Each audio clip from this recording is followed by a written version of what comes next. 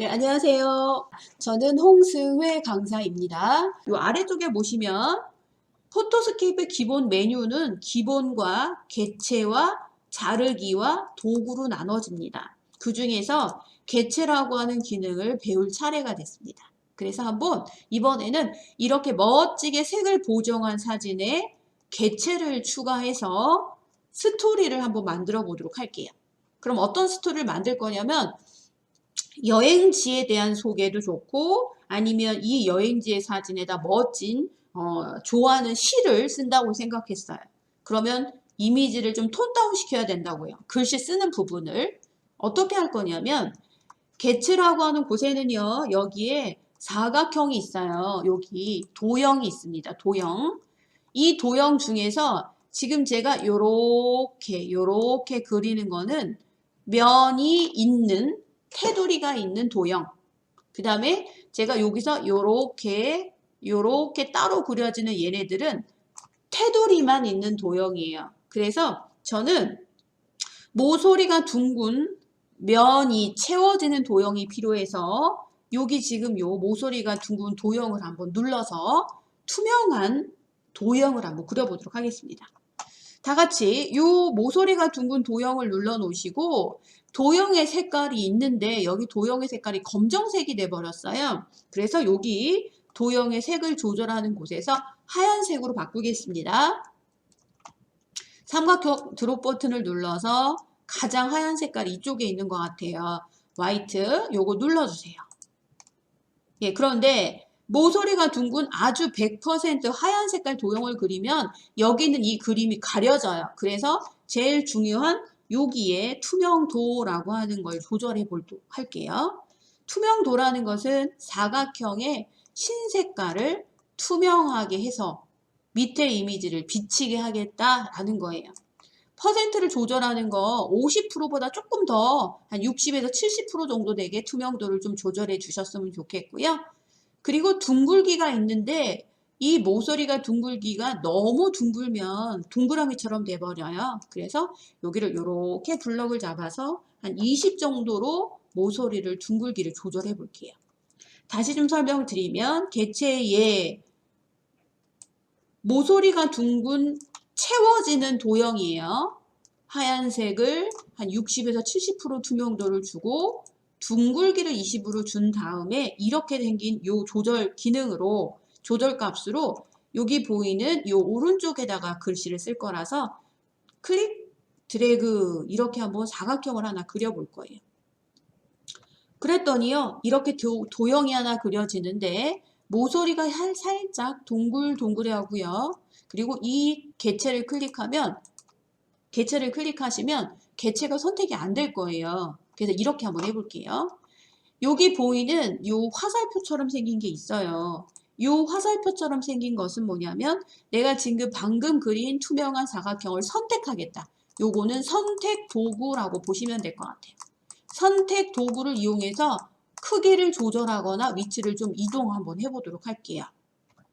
화살표를 눌러주시고 그 다음 이 동그란 모서리가 둥근 사각형을 눌러서 이동하셔도 좋고 크기를 조절하셔도 좋고 예, 그래서 나름대로 이 왼쪽에 오른쪽에 글과 예, 이미지를 꾸밀 수 있는 내가 글씨를 쓸 수 있는 사각형을 한번 이렇게 그려보도록 하겠습니다. 크기와 그리고 위치 조절하시고요. 예를 들어서 이 사각형이 너무 투명하다. 그럴 때는 여기 보세요. 다시 갈게요. 예, 요거 눌러 놓으시고요. 그리고 요거 선택 해제 버튼 눌러 볼게요. 예, 선택 해제 버튼 눌러 볼게요. 아하, 지금 요게 투명도가 다시 조절되는 것 같진 않아요. 만약에 투명도를 다시 조절하려면 이렇게 하세요. 요 사각형을 따라 더블 클릭하셔가지고요. 이렇게 투명 속성을 조절할 수 있는 창이 나오면 투명도를 조금 더 흐리게 투명하고 더 많이 투명하게 한다던가 그러시면 이렇게 바뀐다라는 거죠. 그래서 글씨와 그림이 좀 어우러질 수 있도록 조금 투명도를 한 60에서 70% 정도 조절했으면 좋겠고요. 둥글기를 더 많이 둥글게 하고 싶다 그러면 여기서 조절하셔도 되는데 20 정도면 나는 괜찮은 것 같아서 이런 식으로 요거를 조절해 봤습니다. 아직 조절점이 살아있기 때문에 위치 크기 조절 가능하다 말씀을 드리겠습니다. 이렇게 한번 조절할게요. 그래서 우리가 개체에는 테두리만 있는 사각형뿐만 아니라 면과 테두리가 있는 도형을 투명도라던가 색상을 조절해서 개체 추가할 수 있다라는 거 하나 좀 이해하셨으면 좋겠고요. 그리고 여기 보시면 개체라고 하는 요 개체 도구에는 도형만 있는 게 아니라 바로 여기 보이는 6가지의 도구들이 보입니다. 가만히 마우스를 올리면 도움말이 나오는데 첫 번째는 요 이미지에 그림을 추가하겠습니다. 아이콘, 말풍선, 텍스트가 2개예요. 여긴 심볼 이렇게 나갈 겁니다. 그러면 한번 여기다 T자 눌러서 글자 한 번만 눌러볼 거예요. 그래서 이번에는 텍스트 도구 한 번만 써보도록 하겠습니다. 텍스트 도구를 누르시면은요, 이런 식으로 지금 여기에 글자를 쓸 수 있도록 글상자가 하나 나옵니다. 기존에 썼던 글자가 있다면 다 지우세요. 다 지우시고 여기다가 좋아하는 시라던가 내가 쓰고 싶은 스토리를 쓴다라고 생각하시면 될 것 같아요. 저는 요거 강릉의 오죽헌에 가서 찍은 사진이라서 저는 이렇게 쓰겠습니다. 강릉 한 칸 띄고 오죽헌 이렇게 한번 글자를 써보도록 할게요. 그런데 내가 지금 쓴 글자를 여기서 미리 볼 수가 있는데요. 여기 보시면 글자 서체, 그 다음에 글자 색깔, 외곽선, 그림자 속성을 조절해 보도록 하겠습니다. 글자 서체를 무엇으로 줄 거냐를 요거 삼각형을 둘러서 선생님들이 제일 보기 좋은 서체를 한번 지정할 건데요. 예를 들어서 HY 서체가 있다. 그러시면 HY 소슬체 한번 줘보세요. HY 소슬체 한번 줘보세요. HY가 아니군요. 양재 소슬체 S 요런 서체 주시면 조금 글자의 느낌을 살릴 수가 있을 거고요. 그거 말고 다른 서체 지정하셔도 됩니다. 그리고 글자 색깔을 조절할 수 있어서 저는 글자 색깔을 예를 들어서 노란색으로 한번 주황 색깔로 주겠습니다. 주황 컬러로 줄게요. 또 하나 이 컬러 주황 컬러에 외곽선을 적용 한번 해보겠습니다. 외곽선. 네, 이 외곽선 컬러를 어떤 색으로 주느냐에 따라도 느낌이 다르겠죠? 저는 검정으로 한번 외곽선을 줘볼게요. 그러면 외곽선은 검정이면서 외곽선의 두께를 3에서 4, 5 이렇게 조절할 때마다 두껍게 외곽선 테두리가 그려지는 게 보이실 겁니다. 그래서 나름대로 약간 두께 조절하시도록 하고요. 그리고 그림자도 줬으면 좋겠는데요. 여기 보이는 외곽선 속성을 저처럼 이렇게 눌러주십시오. 네, 여기서 외곽선과 글 체크된 거 확인하시도록 하고 그리고 그림자도 이렇게 한번 저처럼 줘보세요. 예, 적용 버튼을 눌러서 그림자 색깔을 회색으로 주고 그림자의 투명도를 조절점으로 조절하시고 그림자의 위치를 XY 위치로 이렇게 조절하시면 지금 보이는 이런 멋진 글자가 그려진다라는 거예요. 만약에 그림자 투명도를 조금 더 불투명하게 주면 줄수록 그림자는 여기 보이는 것처럼 이렇게 되는 거예요. 이렇게.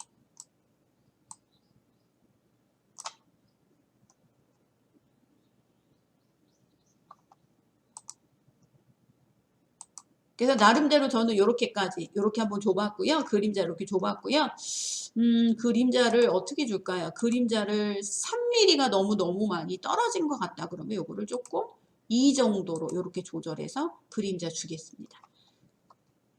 강릉 오죽헌이라는 텍스트를 확인 버튼을 눌러서 쓰십시오. 그리고 개체가 조절점이 있기 때문에 크기는 이렇게 크기를 조절해서 여기다 이렇게 이동하시면 나름대로 제목처럼 글상자를 추가할 수 있고요.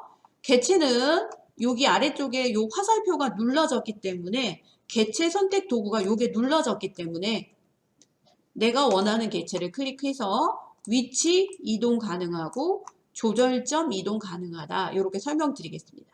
그러면 어떤 스토리를 쓸지에 따라서 흔히 제목이다 라고 하는 상자 하나를 써봤고요. 이렇게 글자를 쓰고 화면을 조금 더 축소를 볼게요. 오늘 만들려고 하는 스토리가 있는 사진 같은 경우는 블로그 같은 경우에 만들어서 이거를 블로그에 올려주면 포스트를 쓰는 과정에서 글을 보는 것보단 이렇게 사진의 스토리를 보는 게 훨씬 눈에 잘 띌 수 있거든요. 그래서 사진을 블로그나 아니면 SNS를 통해서 요거를 좀 뭐 홍보를 하거나 업로드를 하시는 분들은 요거 잘 활용하셔서 멋지게 꾸며보세요. 그러면 바로 진도 나가보도록 하겠습니다. 예, 그러면 지금 글상자를 사용해서 글자를 하나 썼는데 이번에는 제가 여기 왼쪽 하단에 왼쪽 하단에 개체 기능에서 심볼 한번 사용해 볼 건데요. 요 심볼이라고 하는 걸 눌러 보십시오. 예, 요거 심볼 지금 눌렀습니다. 개체에서 심볼 요거 눌렀고요.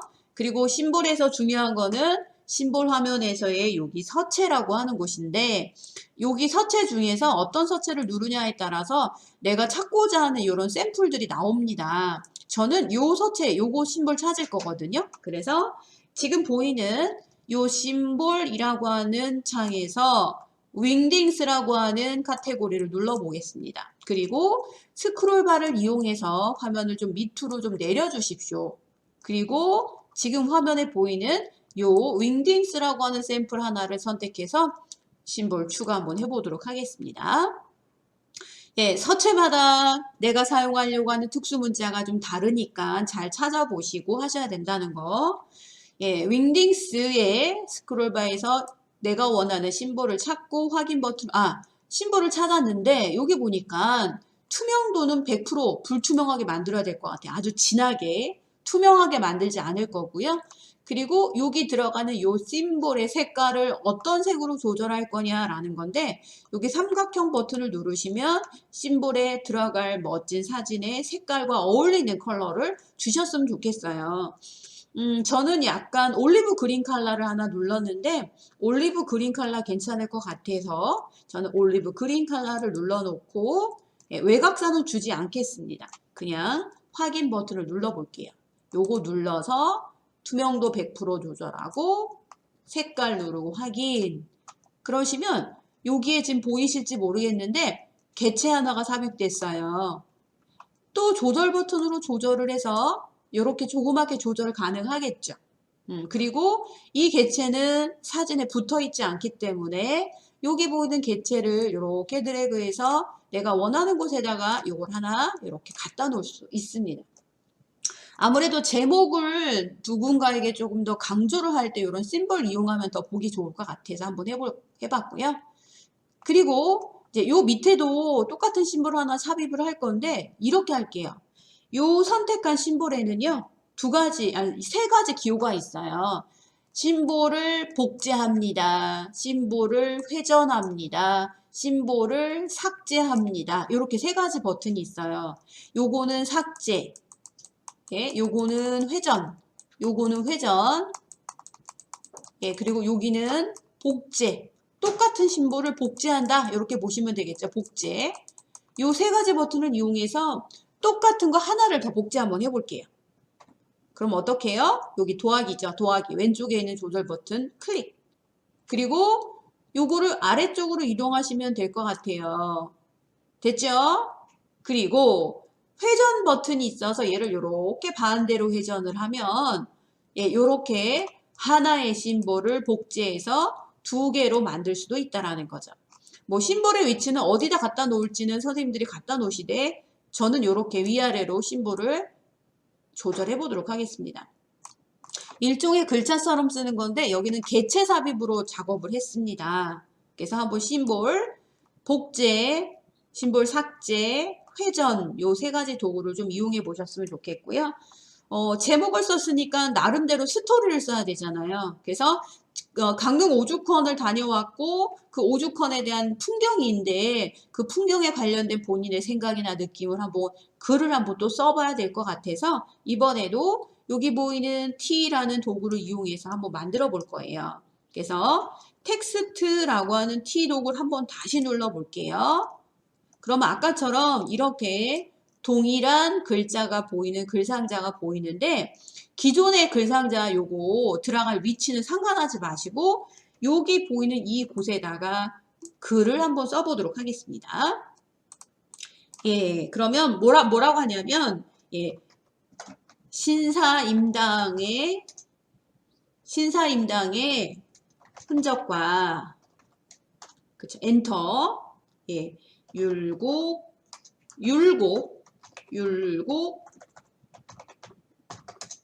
이이의 보세요. 신사임당의 흔적과 율곡 이이의 예, 일상을 강릉 오죽헌에서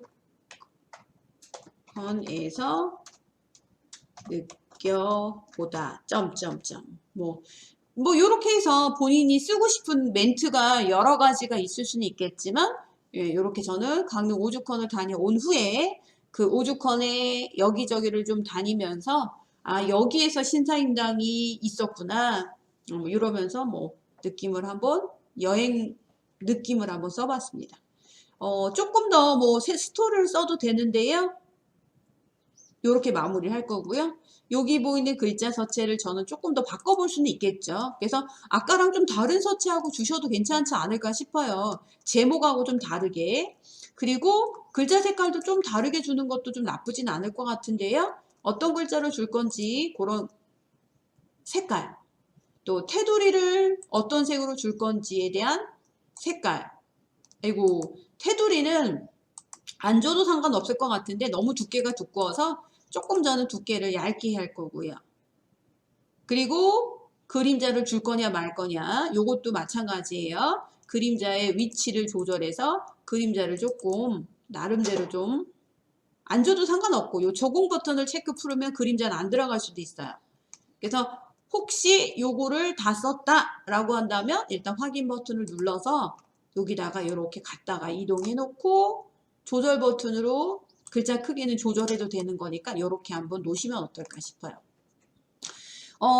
제가 글자를 어떻게 갖다 놓느냐에 따라서 뭐 스토리나 이런 느낌이 좀 사진하고 좀 어울려 줘야 되니까 색깔도 좀 멋지게 줘야 될 것 같아요. 요거 좀 색깔이 죽는 것 같아서 다시 한번 제가 더블 클릭 한번 해볼게요. 더블 클릭 요거 글상자 더블 클릭이에요.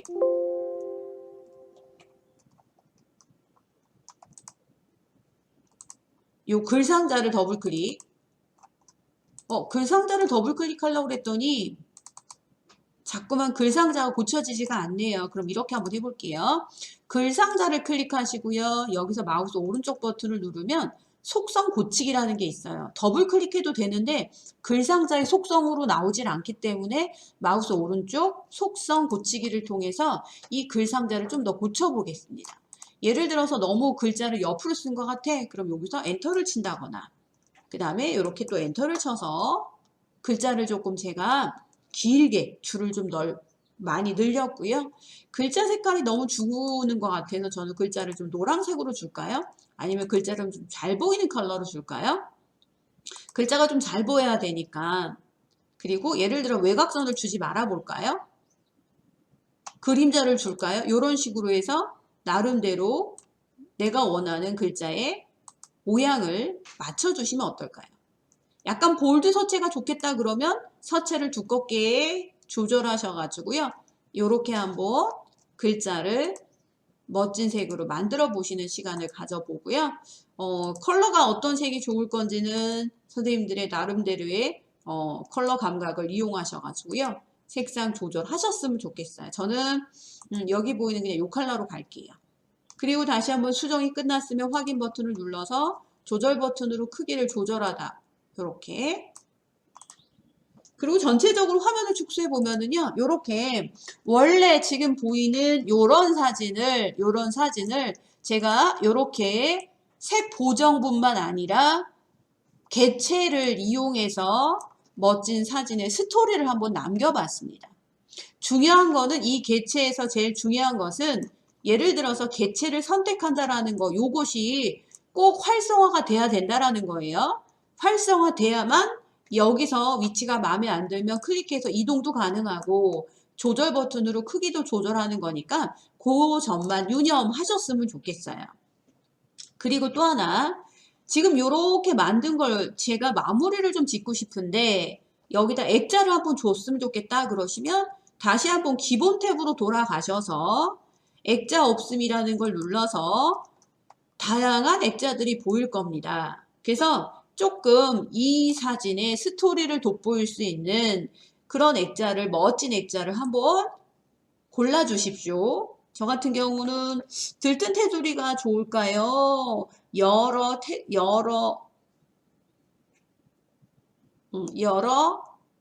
장 겹치기가 좋을까요? 그런 것들을 한번 선택을 해서 액자 한번 줘서 마무리하겠습니다. 그래서 이렇게 멋진 사진을 가지고 스토리를 블로그나 아니면은 본인의 SNS를 이용해서 올려주시면 된다라는 거예요. 그래서 이렇게 한번 사진을 보정해서 멋지게 꾸며주는 작품을 하나 만들어 봤는데 어떻게 잘 보시고 잘 따라오셨는지 궁금합니다. 우리가 이렇게 사진을 바꿔놓고 보면 굉장히 보람이 되죠. 너무나 간단하게 사진 보정과 사진을 꾸밀 수 있는 이 포토스케이프의 기능이 일상생활에서 굉장히 쉽게 사용할 수 있겠다라는 자신감이 생기실 것 같아요. 저장 한번 해보도록 할게요. 왼쪽 하단에 저장 버튼이 있네요. 저장 눌러보겠습니다. 예, 저장을 눌렀을 때 원본은 그대로 두고 지금 수정한 거를 다른 이름으로 저장해야 되기 때문에 왼쪽 하단에 다른 이름으로 저장이라고 하는 버튼이 보일 거예요. 그런데 이거 누르기 전에 항상 옵션을 보자라고 말씀을 드렸어요. 이 사진의 품질은 100%인지 확인하셨으면 좋겠고요. 그리고 원본 사진을 백업합니다. 이거 체크하시면 안 돼요. 예, 원본 사진은 따로 또 하나 백업할 필요가 없습니다. 다른 이름으로 저장할 거기 때문에. 그리고 이 사진은 내가 블로그에 게시할 정도니까 여기 DPI라는 걸 눌러서 72나 96 DPI 모니터에서 비춰지는 기본적인 화질로 세팅해 놓고 그리고 다른 이름으로 저장한다라는 거 다시 한번 기억하셔서 저장, 다른 이름으로 저장 눌러보도록 할게요. 예, 다른 이름으로 저장 버튼을 누르신 다음에 파일 이름에다가 여기다가 스토리가 있는 사진이라고 저장하겠습니다. 저장 위치 꼭 기억하셔야 됩니다. 저장하고 눌러서 사진을 마무리 한번 해보겠습니다.